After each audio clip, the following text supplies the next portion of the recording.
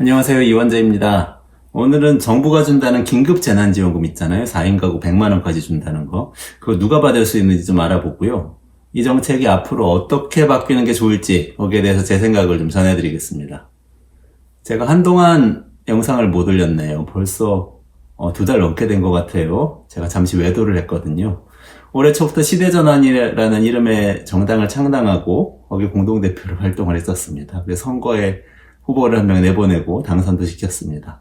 저희 랩에서 정책을 연구하잖아요. 그 연구한 정책을 직접 실현하는 그런 정당을 만들고 싶어서 그런 활동을 좀 했습니다. 그래서 우리가 연구한 국민기본소득제 이것도 정책으로 내걸고 디지털 전환, 그린 뉴딜 이런 정책도 내걸고 활동을 했었습니다. 근데 너무 이 선거 기간에 정신이 없더라고요. 그래서 영상을 올리질 못했습니다. 이제는 다시 랩 2050으로 돌아와서 인사드립니다. 선거 때 어떠셨어요? 그나저나 정치 얘기 시작했으니까 조금만 더 말씀드려볼게요. 너무 피곤하셨죠?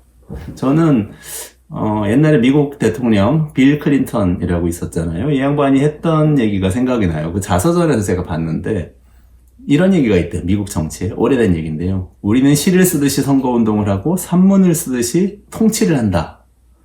We campaign in poetry, but we govern in prose. 이런 얘기인데 선거운동 기간에는 다 시를 쓰듯이 아름다운 미래를 얘기하면서 노래하며 운동하는 그런 열정의 시간이고, 근데 막상 당선되고 나면은 정책을 하나하나 집행하는 게 너무 지루하고 정교해야 되고 이해관계를 조정해야 되는 그런 굉장히 어렵고 지리한 과정이었다. 그런 얘기를 하는 거였죠.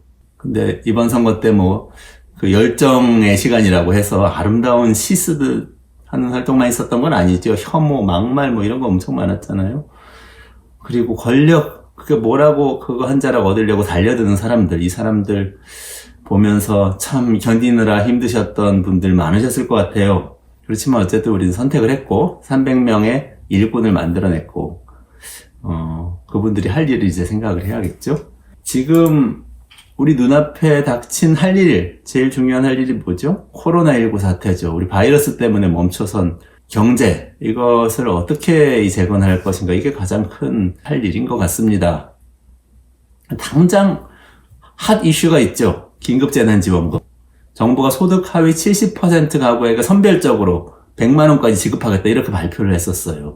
이 코로나19 사태로 다들 어려우시니까 현금을 지급하겠다. 지역화폐나 이 디지털 캐시 같은 형태로 지급하겠다, 이렇게 얘기했는데요.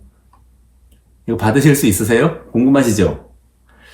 그 기준을 건강보험료 기준으로 발표한 내용이 있는데 이걸 한번 보겠습니다. 건강보험료 내고 계시죠? 얼마 내는지 한번 확인해 보세요. 이 표를 보시면은 직장 가입자 경우에 4인 가족이면은 23만 7천 원 이하로 건강보험료 내시는 분 가구는 받으실 수가 있어요.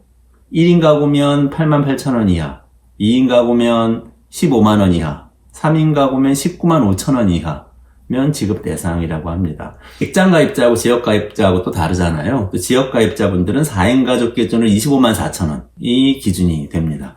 지원금은 또 가구마다 달라요. 좀 복잡하죠. 1인 가구는 40만 원, 2인 가구 60만 원, 3인 가구 80만 원, 4인 가구 100만 원을 받습니다. 근데 식구가 많을수록 손해네요. 젊은 분들 분가 안 하고 부모님하고 같이 사시는 분들은 안습입니다. 안습이에요. 혼자 분가에 사셔서 1인 가구로 소득 없이 지내시고 계셨다면 40만 원 받으실 수 있는데, 만약에 부모님하고 같이 살고 계시고 부모님이 소득이 있으시다면 이거 못 받을 수도 있고, 많이 받는다고 해도 4인 가구 기준으로 1인당 25만 원 깎이죠. 그리고 이번에 새로운 기준을 발표해서요. 가구원, 그러니까 식구들 중에서 재산세 과세표준 합산 금액이 9억 원 넘으면은 못 받는다. 그러니까 다시 말해서 집을 가지고 있거나 하면은 이 집의 과세 표준, 그러니까 세금을 매기는데 표준이 되는 그 가액이 9억 원 넘으면 이제 이 재난지원금은 못 받습니다. 그리고 금융소득이 연 2천만 원 이상이라도 못 받으세요. 이자소득이라든지 이런 거요. 어떠세요? 받을 수 있는 것 같으세요? 없는 것 같으세요?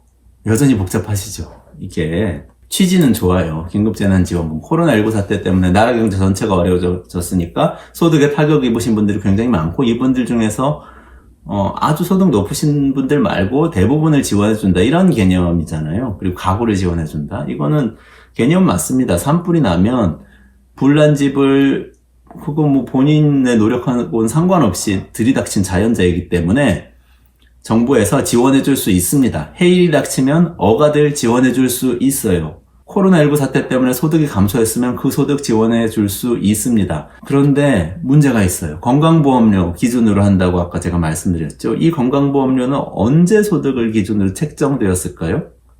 재작년입니다. 아무리 빨리 당겨도 작년 기준으로 밖에는 집계할 수가 없어요. 그런데 코로나19 사태는 올해 일어났잖아요.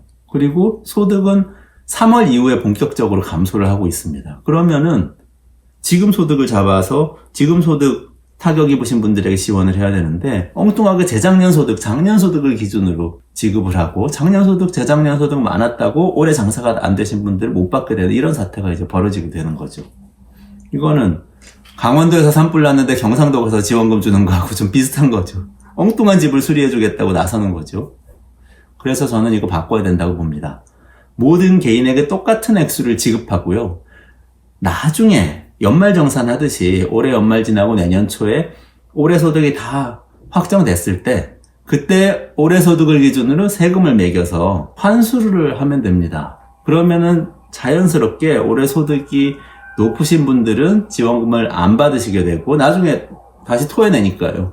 올해 소득이 작으셨던 분들은 지원금을 받은 채로 그냥 있게 되니까 결국은 소득 하위 70% 또는 80% 또는 50% 우리가 원하는 대로 설계해서 드릴 수가 있게 됩니다. 이걸 간단하게 보편지급 선별환수 원칙이라고 합니다. 보편지급 선별환수입니다. 그리고 가구한테 지급하지 말고 개인한테 지급을 했으면 좋겠어요. 분가해서 소득이 낮아진 1인 가구를 받고요.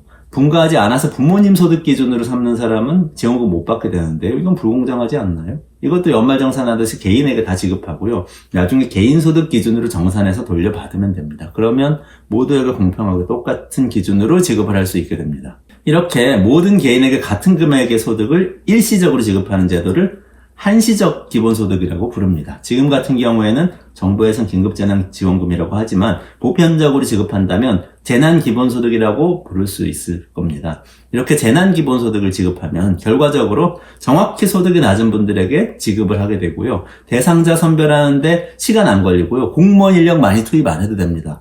동사무소, 면사무소, 주민센터에서 일하시는 공무원분들 이거 누구한테 주고 누구한테 주지 말고 선별하느라고 굉장히 어려우실 수 있는데 이 업무 줄일 수 있습니다. 또 공정성 시비도 줄일 수 있죠.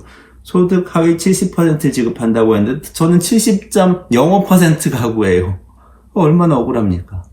저기 69.95% 가구 나보다 잘 사는 것 같은데 이런 생각 드시는 분들 많아지면은 사회적 갈등이 아주 커집니다. 그리고 마지막으로 모두에게 지급하면 보편적 기본소득의 효과를 앞당겨서 살펴볼 수가 있어요. 나중에 자동화 인공지능으로 일자리 사라지면 기본소득 도입하자는 토론을 금방 우리가 하게 됩니다. 모두에게 일정한 현금을 보편적으로 조건 없이 지급하자. 이게 기본소득제죠. 근데 이걸 한시적으로 미리 시행해보면 효과를 미리 알고 나중에 제대로 토론할 수 있어요. 이걸 해봤더니 고용이 늘어나더라, 줄어들더라, 사람들의 만족도가 높아지더라, 낮아지더라, 이런 것을 미리 알아보게 되는 거죠. 근데 지금 정부, 특히 기획재정부는 선별 지급 원칙을 완고하게 고집을 하는가 봐요. 이럴 때 국회가 나서야 됩니다. 이럴 때 이래라고 국회를 만들어 놓은 겁니다. 이번에 선거로 당선된 21대 국회의원들은 아직 국회 입성을 하지 않으셨는데 20대 국회의원들 마지막으로 재난기본소득 보편적 지급에 아름답게 합의를 하시면 좋을 것 같습니다. 다행히도 이번에 총선 과정에서 미래통합당, 더불어민주당 양쪽 다 보편지급 재난기본소득을 주장하셨어요. 빨리 합의해서 마지막으로 유종의 미를 거두시기 바랍니다. 감사합니다.